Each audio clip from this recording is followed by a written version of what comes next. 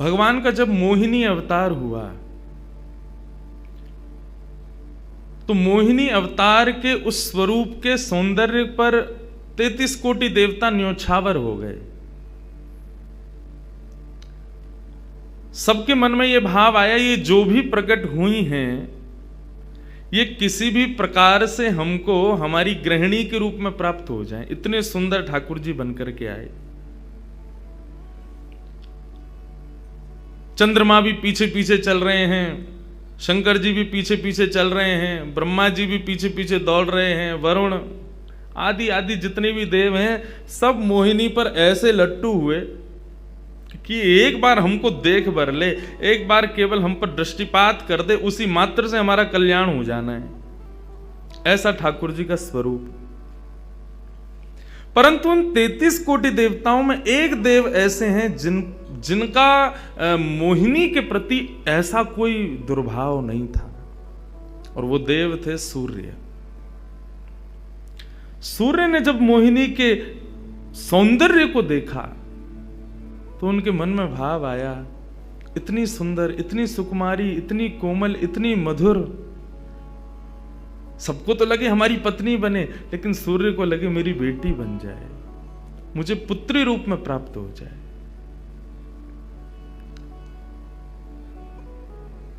जब सूर्य के हृदय में यह भावना उत्पन्न हुई तो मोहिनी ने कटाक्ष नेत्रों से सूर्य की ओर देखा, बाकी किसी को देख ही नहीं रही है, और देख करके केवल ठाकुर जी ने उनको इशारा किया। बोले तो आपकी ऐसी इच्छा है? सूर्य बोले जी भगवान, मेरी बहुत अभिलाषा है कि आप पुत्री रूप में मेरे यहां पधारो। ठाकुर जी बोले इतना साधारण नहीं है हमको प्राप्त करना, पुत्र रूप में प्राप्त करना फिर भी साधारण होगा, लेकिन पुत्री भाव में ये तो असाधारण है, इसके लिए आपको तप करना पड़ेगा। सूर्य बोले मैं आज से ही तप करूंगा, लेकिन आप वचन दो मेरे यहां पधारोगे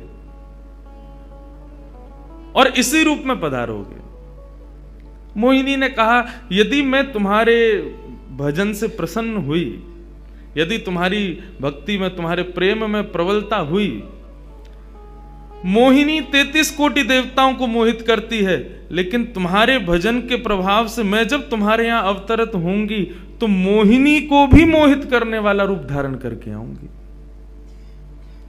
मोहिनी जिसने तीनों लोकों को अपने रूप पर न्योछावर कर दिया, वो मोहिनी भी जिस रूप को देख करके मोहित हो जाए, वो रूप आएगा आपके यहां पर। वही सूर्य वृषभानु जी के रूप में प्रकट हुए हैं, और जब वृषभानु जी के रूप में प्रकट हुए, उससे पहले एक राजा के रूप में भी आए थे, तब भी इन्होंने तपस्या की थी, लेकिन ठाकुर जी नहीं पधारे। जब वृषभानु के रूप में प्रकट हुए तो इन्होंने ठाकुर जी का यजन करना बंद कर दिया, ब्रह्मा जी का यजन प्रारंभ किया, ब्रह्मा जी से प्रार्थना की। ब्रह्मा जी प्रकट हुए, बोले क्या वरदान चाहिए? बोले वरदान आपसे नहीं चाहिए, वरदान हमको किसी ने कहा था कि वे हमारे यहाँ पुत्री रूप धारण करके आएंगे, मुझे लग रहा है वो कहीं भूल नहीं गए हो, इसलिए ब्रह्मा जी आप बहुत करीब हो ठाकुर जी के, आप उनको जाकर के संकेत करो कि कोई आश में बैठा उनकी में। जब से मोहिनी स्वरूप देखा तब से हम पागल हुए फिर रहे हैं, 33 कोटि देवताओं के मन में यही आता है कब प्रकट होंगी दोबारा। कृपा करो, आप प्रार्थना करो कि वो पधारें। ब्रह्मा जी बोले आपके भजन में इतनी सामर्थ्य है कि ठाकुर जी मना नहीं कर सकते। बोले तो फिर मुझे विश्वास के लिए कुछ तो कह करके जाओ। ब्रह्मा जी बोले मेरी जिम्मेवारी बन जाए, इसलिए चलो इस पर्वत के रूप में मैं विराज जाता हूं। और बरसाना पर्वत के रूप में श्री ब्रह्मा जी विराज गए। ठाकुर जी आएंगे, मैं जिम्मेवारी लेता हूं, इसलिए मैं ही पर्वत बन के बैठा हूं। ब्रह्मा जी ने जाकर के प्रार्थना की। ठाकुर जी बोले मैं तो सच में ही भूल गया था कि मुझे जाना है। बोले भगवान वो बहुत प्रतीक्षा कर रहे हैं आपकी। वृषभानु जी का भजन कैसा बताया। वृषभानु जी की एक ही इच्छा है कि मेरे पास जो पुत्री रूप ठाकुर जी का आवे, ठाकुर जी मोहिनी बनकर के आए तो 33 कोटि देवताओं के हृदय में ठाकुर जी के प्रति वात्सल्य भाव प्रकट नहीं हुआ, प्रेम भाव प्रकट नहीं हुआ, कुछ और ही भाव था उन देवताओं का। वृषभानु जी कह रहे हैं कि मैं ऐसी पुत्री पाना चाहता हूं जिसको देख करके काम नष्ट हो जाए, काम का भी मर्दन हो जाए, सामने वाले के हृदय में एक दिव्य प्रेम प्रकट हो, निष्काम प्रेम, अनकंडीशनल लव किसे कहते हैं, इसका प्रसाद पूरी दुनिया को देने वाली ऐसी पुत्री मेरे घर पधारे। स्वार्थ सिद्ध प्रेम सब करना जानते हैं, लेकिन निस्वार्थ प्रेम किसे कहते हैं, वो ठाकुर जी का वो शक्ति स्वरूप ही सबको बता सकता है। ब्रह्मा जी की प्रार्थना हुई ठाकुर जी से। ठाकुर जी अपने वैकुंठ में विचरण कर रहे हैं, विचार कर रहे हैं कैसे करूं, नंद यशोदा के यहां भी जाना है, देवकी वसुदेव के यहां भी पुत्र बनना है, पहले से ही 4 मम्मी पापा हैं हमारे, अब ये 2 मम्मी पापा और कैसे बनाऊं, 6 माता पिता। तब ठाकुर जी विचरण कर रहे थे, तभी एक खंभ में मणि, उस मणि में ठाकुर जी ने अपना प्रतिबिंब देखा। ठाकुर जी अपना प्रतिबिंब नहीं देखते, क्यों? बहुत कम देखते हैं। जब श्रृंगार आरती होती है लाल जी की, तभी इनको प्रतिबिंब दिखाते हैं, और उस प्रतिबिंब में भी इतने इतराते हैं महाराज, उसमें भी स्वयं को देख करके खुश हो जाते हैं, वाह मैं कितना प्यारा लग रहा हूं। अपना प्रतिबिंब ठाकुर जी इसलिए नहीं देखते क्योंकि स्वयं ठाकुर जी मोहित हो जाते हैं खुद ही पर। जैसे ही ठाकुर जी ने स्वयं का प्रतिबिंब देखा, प्रतिबिंब देख के आगे बढ़े, लेकिन ठाकुर जी मन में विचार करने लगे, मुझे सबके स्वभाव प्रिय हैं, लेकिन अपना यदि देखूं तो अपना प्रतिबिंब बहुत प्रिय है। जब स्वयं को देखता हूं प्रतिबिंब में, तो ऐसा लगता है कि मानो जो सबको मोहित कर रहा है वो स्वयं को जब देखे तो खुद भी मोहित हो रहा है, क्योंकि प्रतिबिंब कभी झूठ नहीं बोलता। प्रतिबिंब का ये स्वभाव है, आप जैसे हो वैसा आपको दिखाता है।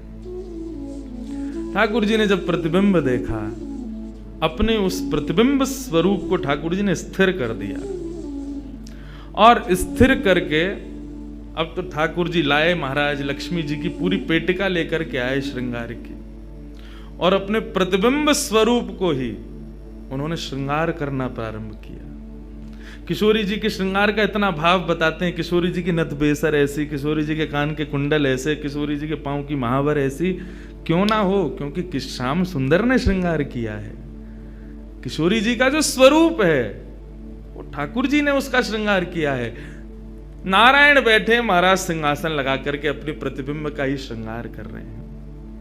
मोर पीछ हटाया, मुकुट उतार के दूर रखा, घुंघराले केशों को खोल दिया, नेत्रों में सुंदर सुंदर छोटा छोटा काजल लगाया, माथे पर एक सुंदर बिंदिया लगाई है, होठों पर निर्मल लालिमा लगाई है, गले में हार पहनाया, सर्वांगीण श्रृंगार किया, और लक्ष्मी जी की चुनरी ला करके जैसे शीश पर से चढ़ा करके ठाकुर जी ने थोड़ा सा जो श्याम रंग है उसको जैसे ही गौरवर्ण किया, वैकुंठ के उस प्रतिबिंब में से मानो जैसे सूर्य चंद्र का एकाकार रूप प्रकट हो गया हो, इतना तेज पुंज प्रकट हो गया कि ठाकुर जी भी अपने नेत्रों को छुपाने लगे। थोड़ी देर नेत्रों को बंद करने के बाद जब बड़ी धीरे से ठाकुर जी ने जब अपने प्रतिबिंब की ओर देखा, तो किशोरी जी का दिव्य स्वरूप वहां प्रकट हो गया। ठाकुर जी ने दंडवत किया, पहले प्रणाम, हे श्याम सुंदर, आपने ही मेरो निर्माण कियो है, आपने ही मुझ को प्रकट कियो है। क्या भाव है? ठाकुर जी बोले कोई भाव नहीं है, केवल मोहिनी भाव से 33 कोट देवता मोहित हुए थे, लेकिन मैं मोहित नहीं हो पाया था, इसलिए तब से मैं भी तड़प रहा था कि मुझे भी कोई मोहित करे, उस मोहिनी को भी मोहित कोई करे। वो स्वरूप आज प्रकट हुआ है। धर्म की स्थापना हुई, ज्ञान की स्थापना हुई, भक्ति की स्थापना हुई, वैराग्य की स्थापना हुई, लेकिन अंततो गत्वा इस संसार का सार जो प्रेम है उसकी स्थापना नहीं हुई है। उसके लिए आपका अवतार धारण करना अति आवश्यक है। आप मेरी शक्ति हैं, आप मेरी आत्मा हैं। पूरा विश्व और पूरे विश्व की दिव्य चेतना किसकी प्राप्ति के लिए दौड़ रही है? कि आत्मा एक दिन परमात्मा में मिल जाएगी, लेकिन उस परमात्मा में आत्मा जो विद्यमान है वही तो किशोरी जी हैं। उस आत्मा की परमात्मा की जो आत्मा है वही तो श्री राधा जी हैं। लोग उनके रूप को नहीं समझ पाते। आजकल के यंगस्टर्स, आजकल के युवा उनको बहुत विचित्र रूप में दर्शन करते हैं कि कृष्ण राधा कौन है, बोले कि they are just like some love words. ऐसा नहीं है। आप उनको सीमित उस अवस्था में, और माफ कीजिएगा यदि किसी प्रवचनकर्ता की कथा सुनने के बाद भी आप उनको वहीं तक सीमित मान रहे हो ना, दोष आपको नहीं, प्रवचन करने वाले को लगेगा कि तुम किशोरी जी के इसी रूप को स्थापित कर पाए। इसीलिए कथाओं में ज्यादा किशोरी जी का प्रसंग ना हम कहते हैं ना उसका स्पर्श करते हैं। स्पर्श करने पहले से भी 100 बार सोचते हैं। यहां आने से पहले भी मुझे कई आचार्यों ने संपर्क किया कि वहां आप किस विषय को लेकर के जाएंगे, आप गर्ग संहिता पर कहेंगे या किशोरी जी के किस भाव को वहां पर प्रस्तुत करने वाले हैं। मैंने कहा देखो, हम बस बोलेंगे जो निकल जाए मुंह से, जिसका जो भाव ठाकुर जी स्वीकार कर लें बस, लेकिन भाव ये रखेंगे ठाकुर जी विराज गए हैं कि कोई अनधिकारी इस भाव को सुनकर के अपने मन में कोई दुर्भाव ना प्रकट करे। ब्रजवासी बहुत डरते हैं किशोरी जी के भाव को कहने में, क्योंकि जब सामने वाले से प्रत्युत्तर के रूप में कुछ विलग ही सुनने को मिलता है तो बहुत कष्ट होता है हृदय को कि तुमने किशोरी जी को क्या समझा, वो क्या है और तुमने उनके किस रूप को जाना। वो ठाकुर जी का ही प्रतिबिंब स्वरूप है, ठाकुर जी का ही आत्मा स्वरूप है। और एक बात कहूं, प्रतिबिंब से और आत्मा से प्रेम किया जा सकता है, ब्याह नहीं किया जा सकता, क्योंकि प्रतिबिंब और आत्मा ये दोनों हमसे अलग नहीं है। ब्याह के लिए एक अलग व्यक्ति चाहिए, एक हमसे कोई अलग हो, हमसे कोई जुदा हो, 2 लोग चाहिए तब ब्याह संपन्न होता है। लेकिन कृष्ण और राधा, इन दोनों में भेद है ही नहीं। किशोरी जी और ठाकुर जी में कभी भी कदापि कोई भेद नहीं है। बल्कि लीलाएं अभी सुनेंगे हम लोग, कभी कभी ठाकुर जी जब किशोरी जी का रूप धारण करते हैं तो किशोरी जी से ज्यादा गोपियों को सुख देते हैं।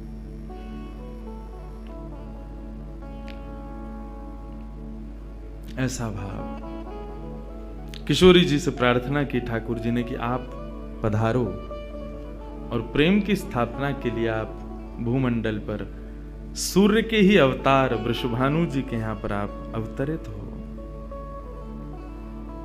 तब किशोरी जी ठाकुर जी की बात मान करके और वृषभानु और कीर्ति के यहां पर अवतरित होती हैं। किशोरी जी का जब अवतार हुआ, जब अवतरण हुआ, कब हुआ? सुबह के 4:40 पर। ठाकुर जी के जितने भी अवतार हुए या तो दिन में 12 बजे हुए या रात में 12 बजे हुए, लेकिन किशोरी जी का अवतरण भोर में ब्रह्म मुहूर्त में सुबह 4:40 पर हुआ। क्यों? बोले राम कृष्ण आदि जितने भी ठाकुर जी के अवतार हैं राक्षसों के वध के लिए आते हैं, तो या तो सूर्य की तेज ताप में उनका जन्म होता है, मानो वे प्रकाश स्वरूप हैं ऐसा भाव बताते हैं, या रात्रि में 12 बजे होते हैं वो इसलिए होते हैं, वो मानो ऐसा भाव रखते हैं कि चंद्रमा अंधेरे को दूर करता है, वो ज्ञान का प्रकाश है, वो ज्ञान है, उससे अंधेरा दूर होता है। तो ठाकुर जी रात्रि प्रकट होकर के ऐसा भाव रखते हैं कि काले निशा, काला ज्ञान जितना भी है धरती पर, उसको दूर करने के लिए हम पधारे हैं। लेकिन किशोरी जी का जो अवतरण है वो 4:40 ब्रह्म मुहूर्त में होता है, उसका क्या भाव है? बोले 4:40 ब्रह्म मुहूर्त के बाद सूर्य प्रकट होना प्रारंभ होते हैं। मतलब सारे मंगल कार्य ब्रह्म मुहूर्त में होते हैं। चिड़ियाओं का चहकना, कई पुष्पों का प्रकट हो जाना, मानव के मस्तिष्क में आज मुझे क्या करना है, वो दिव्य चेतना का प्रादुर्भाव होना, ये सब कुछ सुबह ब्रह्म मुहूर्त से प्रारंभ होता है। और सबसे बड़ी बात, सूर्य प्रकट होते हैं, धीरे धीरे धीरे धीरे अंधेरे को दूर करते हैं और धीरे धीरे धीरे गतिमान होते हैं 12 बजे तक।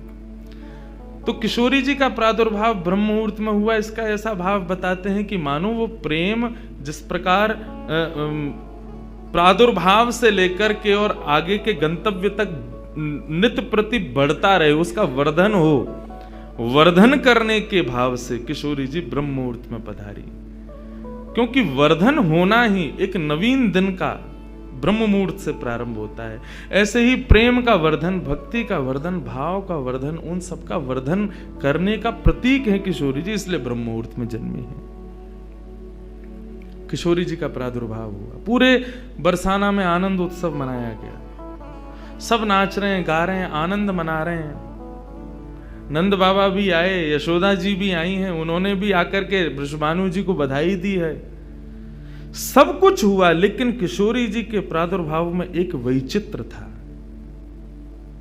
क्या? दिन बीत गए 8, लेकिन किशोरी जी ने अभी तक नेत्र नहीं खोले। अभी तक किशोरी जी केवल एक छोटी सी बालिका हैं, एक सुकुमारी हैं, परंतु अभी तक किसी को भी किशोरी जी के नेत्रों का दर्शन नहीं हुआ। अभी तक किशोरी जी के नेत्र नहीं खुले हैं। इस बात से कभी कभी चिंतित हो जाते हैं वृषभानु जी और कीर्ति कि हमारी लाली है तो गई है, लेकिन पता ना क्यों अपने नेत्रन को नहीं खोल रही है। कभी कोई संत आ जाए, कोई वैष्णव आ जाए, कोई ब्राह्मण आ जाए, तो उनसे निवेदन करते हैं कि हमारी लाली नेत्र नहीं खोल रही। तब देवताओं ने नारद जी को भेजा, आप जाओ और जाकर के वृषभानु जी के इस मन के भाव को पूर्ण करके आओ, किशोरी जी के सुंदर नेत्रों का दर्शन उनको कराओ। तब श्री नारद जी महाराज का आगमन हुआ। नारद जी जैसे ही आए तो वृषभानु जी ने नारद जी को देखते ही सबसे पहले अपने पुत्र को बिठा दिया। श्री दामा से मिलो, हमारा लाला है। नारद जी उससे मिले, उसका सब देखने लगे। नारद जी मन में विचार कर रहे हैं कि ये उनसे कब मिलवाएंगे, किशोरी जी का दर्शन कब होगा। 2-3 दिन तक नारद जी विचरण करते रहे बरसाने में। वृषभानु जी का मन तो होता है कि मैं इनसे कुछ कहूं, कुछ पूछूं, थोड़ा किशोरी जी के बारे में, अपनी लाली के बारे में न कुछ जानूं, लेकिन अभी वो भाव प्रकट नहीं हो रहा है। तब एक दिन एक छोटी सी बरसाने की लाली को जब नारद जी महाराज खिला रहे थे और उससे प्रेम चर्चा कर रहे थे, ये दृश्य जब वृषभानु जी ने देखा, उन्होंने तुरंत नारद जी के चरण पकड़े और कहा, हे भगवान, हमारी एक लाली भई है, बहुत सुंदर है, सुकुमारी है, नन्ही सी है, अभी वाकु देख करके स्पर्श करवे में ऊं डर लगे कि कहीं हमारे स्पर्श से कोई कष्ट ना है जाए, या हमारे हम सबन को दर्शन भी ना करा में। लेकिन महात्मन आपसे पूछना चाह मैं, हमारी लाली नेत्र नहीं खोल रही है, कहा भाव है? नारद जी तो तुरंत बोले, अरे तो तुमने इतने दिन से क्यों नहीं बताया?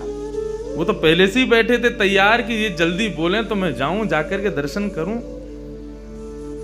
बोले संकोच है रहे हो? बोले संकोच मत करो, अभी लेके चलो, कहां है तुम्हारी लाली, मुंह को बताओ। नारद जी महाराज जा रहे हैं वृषभानु भवन में। एक बेड़ी पार की, दूसरी बेड़ी पार की, तीसरी बेड़ी पार की। जैसे ही भीतर पहुंचे हैं, सुंदर सुगंधी भीतर से प्रकट हो रही है। सामने स्वर्ण जटित एक पालना है, और जैसे उस पालने में जाकर के नारद जी ने दर्शन किया, कमल कली को वृषभानु की लली को रंग, कैसा रंग है? बोले जैसे कमल की कली हो मैं ना, ऐसी श्री वृषभानु नंदिनी है। नारद जी ने जैसे ही उनको दर्शन किए हुए आनंदित है गए, आनंदित है करके प्रणाम करने लगे। वृषभानु जी बोले, हमारी लाली नेत्र नाए खोल रही है, आप कृपा करो ना। नारद जी बोले, एक मंत्र पढ़ना पड़ेगा, कुछ करना पड़ेगा, तंत्र मंत्र करना पड़ेगा, तब आपकी लाली बोलेगी। वृषभानु जी बोले, देख लो, ले संभल के करियो, हमारी लाली बहुत कोमल है, वो ना स्पर्श नहीं करेंगे, दूर बैठ के करेंगे। वृषभानु जी बोले, तो करो। बोले आपको पहले बाहर जानो पड़े, वो एकांत में करेंगे। कीर्ति वृषभानु जी को देखें, बोले लाली को अकेला तो ना छोड़ेंगे? बोले नहीं बाबा, विश्वास पात्र हम कर सके। वृषभानु जी और कीर्ति दोनों जैसे ही बाहर पधारे, नारद जी ने गेट बंद कियो, तुरंत चरणन में प्रणाम कियो और प्रणाम करके सीधे सन्मुख बैठे हैं। हे कृष्ण मनोहारिणी जय वृंदावन प्रिया, जय भ्रू मंगल ललिता, जय वेणु नवाकुल, जय कृष्ण मनोहारिणी जय वृंदावन प्रिया, जय भ्रू मंगल ललिता, जय वेणु नवाकुल। जैसे ही नारद जी के मुख से ये शब्द प्रकट हुआ, जय कृष्ण मनोहारिणी, ये कृष्ण मनोहारिणी शब्द जैसे ही नन्ही सी श्री किशोरी जी के कान में कृष्ण शब्द गयो, कृष्ण शब्द जाते ही नन्ही सी किशोरी जी के नेत्र अपने आप धीरे धीरे खुलन लगे, मुख पर एक प्रसन्नता सी प्रकट है गई। नन्ही सी किशोरी अभी करवट लेनो भी नहीं जाने, लेकिन जैसे ही बार बार ये श्लोक का गान नारद जी के द्वारा हो रहा है, जय कृष्ण मनोहारिणी जय वृंदावन प्रिय, इसको सुनकर के किशोरी जी जो अभी करवट लेनो भी ना जाने, वो अपने पालना को पकड़ करके अपने पालना से उछक करके वहीं से झांक करके श्री नारद जी को देख रही हैं। और नारद जी ने जैसे किशोरी जी के रूप को देखो है, सुंदर मृगनयनी किशोरी जी आज नारद जी को देख रही हैं। मुख में भी दांत ना है, बिना दांतन के किशोरी जी के मुखमंडल की प्रसन्नता देख करके नारद जी आनंद विभोर हो गए। नारद जी बोले, आपको ये कीर्तन भायो, आपको ये कीर्तन प्रिय लगो? किशोरी जी के मुख से केवल किलकारी निकल रही है। नारद जी ने उठाई अपनी वीणा करताल और जय कृष्ण मनोहारिणी जय वृंदावन प्रिय, और इसी का कीर्तन करते हुए वहां नाचने लगे, नृत्य करने लगे, चारों ओर घूम रहे हैं। बीच में पालने में श्री किशोरी जी बैठ करके और करताल बजा रही हैं और करताल बजा करके आनंदित हो रही हैं। वृषभानु जी बाहर खड़े, बोले कि भीतर तो कीर्तन चल रहा है, करताल की आवाज आ रही है, वीणा बज रही है। तभी उनने कान लगा करके सुनो तो नारद जी गा रहे, जय कृष्ण मनोहारिणी जय वृंदावन प्रिय, जय भ्रू मंगल ललिता, जय वेणु रवाकुल। वृषभानु जी ने ये स्वर सुन लिया, लेकिन जैसे ही थोड़े से गए हैं और खिड़की में जाकर के भीतर झांक करके देखा, अद्भुत दृश्य। नन्ही सी किशोरी, ज्यादा से ज्यादा 8 दिन की होंगी, 10 दिन की होंगी, अपने पालना में पौड़ करके स्वयं को झुला रही हैं, करताल बजा रही हैं। चारों तरफ नारद जी वीणा बजा करके, करताल बजा करके आनंद से किशोरी जी को मुखोल्लास कर रहे हैं। ये दृश्य देख करके श्री वृषभानु जी को एक बार तो मूर्छा आ गई, मैं वास्तव में 8 दिन की बालिका को देख रहा हूं। उन्होंने कीर्ति को कुछ नहीं बताया। नारद जी महाराज ने प्रणाम किया। तब किशोरी जी की सहचरियां प्रकट हुई और कहा कि हे नारद, आपने हमारी किशोरी जी को बहुत सुख प्रदान किया है। जब कभी भी आपको ऐसा दर्शन करना हो तो हम आपको कुछ स्थान बता रहे हैं। गोवर्धन, श्री यमुना पुलिन और ब्रज कुंज, इन 3 स्थानों पर आप जब कभी भी हमारी किशोरी को स्मरण करके यही कीर्तन को गान करोगे, किशोरी जी को यही स्वरूप आपको दिखेगा। ये हमारा वरदान है आपको, क्योंकि आपने, किशोरी जी कृपामयी तो हैं। लाल जी 10 बार विचार करेंगे कृपा करवे में, किशोरी जी विचार थोड़ी करें, वो तो तुरंत करुणा करें। नारद जी जाओ, जब कभी भी लाडली को दर्शन करना हो यही भाव से कर लियो। नारद जी महाराज के नेत्र सजल है गए, किशोरी जी के चरणन में बारंबार प्रणाम कियो और प्रणतिपात करते हुए वहां से प्रस्थान कर गए। किशोरी जी फिर से नेत्र बंद करके अपने पालना में पौड़ गई। कीर्ति जी बोली, बाबा आयो टोना टोटका करके गयो, तब वो हमारी लाली के नेत्र तो खुले नहीं। कीर्ति जी गोद में लेकर के सुला रही है, नेक नेक थोड़ी सी संकुचित है करके रुदन करनो प्रारंभ कियो। सो इतने में वृषभानु जी आए और वृषभानु जी बोले, नेक दियो लाली को, और किशोरी जी को गोद में लेकर के वृषभानु जी बोले, हे कृष्ण मनोहारिणी। जैसे ही बोले तुरंत किशोरी जी के नेत्र फिर से खुल गए, फिर से अपनी किलकारी भर करके कीर्तन में करताल बजाने लगी, आनंद विभोर हो गई। अब तो जैसे ही ये भाव देखो वृषभानु जी ने कीर्ति को सुनायो, कीर्ति भी वही गा रही है, पूरा बरसानो आकर के श्री कृष्ण कीर्तन करने लगो, और बीच में मध्य में बैठ करके किशोरी जी अपनी करताल बजा रही हैं, किलकिल करके हंस रही हैं, इतनी आनंद विभोर रह रही हैं। तब सबन को ये भेद पतो चलो, कहा कि ये श्री कृष्ण की आत्मा है, ये उनसे विलग नहीं है, वे ही या को सर्वस्व है।